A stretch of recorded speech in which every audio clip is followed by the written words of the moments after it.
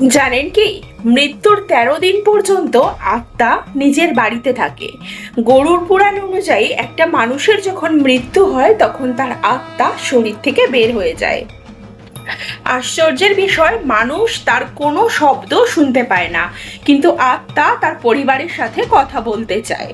এমনকি আত্মা তার শরীরে ফিরে যেতে চায়, কিন্তু যমদূত তাকে তার শরীরে আর প্রবেশ করতে দেয় না। মৃত্যুর পর যমদূতরা আত্মাকে মাত্র 24 ঘন্টার জন্য নিয়ে যায়, আর এই সময় তাদেরকে দেখানো হয় যে তারা কতটা পাপ এবং পুণ্য করেছে। আবার তাকে সেখানে ছেড়ে দেওয়া হয় যেখানে সে তার শরীরকে ত্যাগ করেছিল। আবার 13 দিন পর পুনরায় তাকে নিয়ে যাওয়া হয় যমলোকে।